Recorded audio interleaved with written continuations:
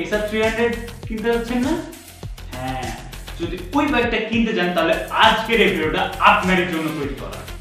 তো CF Moto 300 SR এই বাইকটা রিসেন্টলি বাংলাদেশে লঞ্চ হয়েছে, মানে 24 সালের শেষে এই বাইকটা একটা চমক দিয়ে দিয়েছে। এই বাইকটা খুবই পপুলারিটি পেয়েছে, অনেকে এই বাইককে পছন্দ করছে এবং ভালো বলছে, কিন্তু এখনো পর্যন্ত একজনও বললো না যে এই বাইকটার কোন কোন জায়গায় কমতি আছে কিংবা খারাপ আছে। এমন বলছি না যে বাইকটা খারাপ, বাইকটা ভালো, কিন্তু প্রত্যেকটা বাইকেরই তো ভালো খারাপ দুইটা দিকই আছে। কিন্তু আমরা মেইনলি ভালো দিকগুলো নিয়ে লাফালাফি করছি, বাট খারাপ দিকগুলো কেউ তেমন কেয়ার করছে না। তো রিসার্চ করলাম এই বাইক সম্পর্কে। তো রিসার্চ করে ইউরোপিয়ান কান্ট্রিতে এইসব বাইক তো ভালোই চলে, তো সেই হিসাবে আমি কিছু খারাপ দিক খুঁজে বের করেছি এন্ড সেইগুলো আজকে আমি আপনাদের সাথে শেয়ার করব। তো বেশি কথা না বলায় তো ভিডিওর ইন্ট্রোটা দিয়ে দিই। সো হেই গাইস, আসসালামু আলাইকুম, welcome back to another brand new video.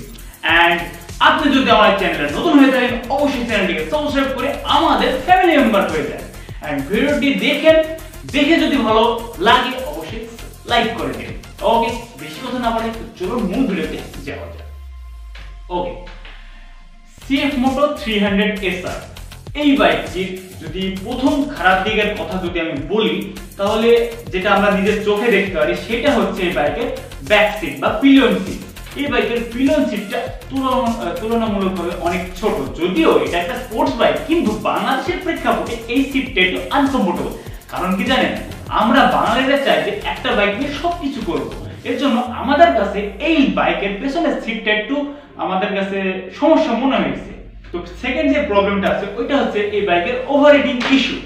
এই বাইকের ইঞ্জিনে ওভারহিটিং ইস্যু রয়েছে, যদিও আমরা জানি বাংলাদেশে যতগুলো চাইনিজ বাইক আছে প্রত্যেকটা বাইকেরই একটু ওভারহিটিং ইস্যু আছে। সেই ক্ষেত্রে আমার মনে হয় এই CF Moto 300 SR এও সেম প্রবলেমটা রয়ে গেছে।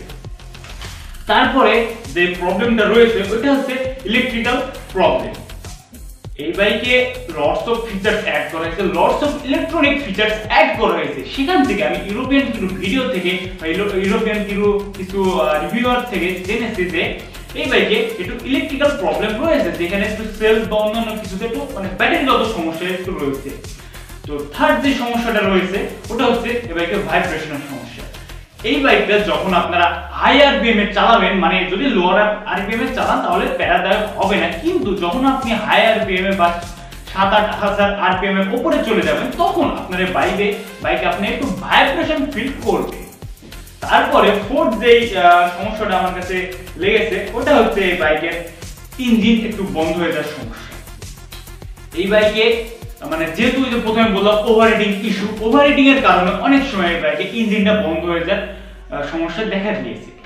তারপরে লাস্টলি যে সমস্যাটা আমার কাছে মনে হয়েছে সেটা হচ্ছে এই বাইকের টায়ার সমস্যা।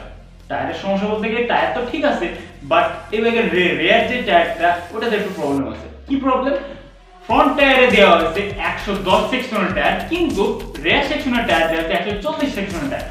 ওখানে যদি 150 সেকশনের টায়ার ইউজ করা হতো তাহলে আমার মতে ওটা একটু বেটার হতো, কর্নারিং বা ব্রেকিং স্টেবিলিটি ওদিকে একটু বেটার হতো। যদিও খারাপ না 140, বাট 150 হলে ভালো হতো। এখন ভবিষ্যতে কি কি সমস্যা আসার আশঙ্কা আছে ওইটা একটু আপনাদের সাথে শেয়ার করি। যদি এই আমি যেগুলো বলবো এগুলো যে একেবারে অ্যাকুরেট হবে এমন কোনো কথা নাই, ওটা CF Moto চাইলে ঠিক করে নিতে পারে, কিন্তু আমার আশঙ্কা মানে আমার মনে হচ্ছে যে এটা ভবিষ্যতে হতে পারে, তো আপনাদের সাথে এটা শেয়ার করে রাখি।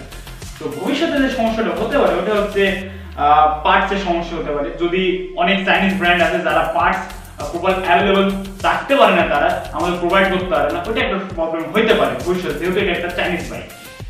সেকেন্ড যে সমস্যাটা হতে পারে টেকসই, বা এই বাইকটা কি লং টাইম ইউজ করা যাবে বা অল্প দিনে নষ্ট হয়ে যাবে না, তো এমন একটা সমস্যা চাইনিজ বাইকে থেকে যায়। এন্ড আরেকটা প্রবলেম আছে ওটা হচ্ছে রিসেল ভ্যালু।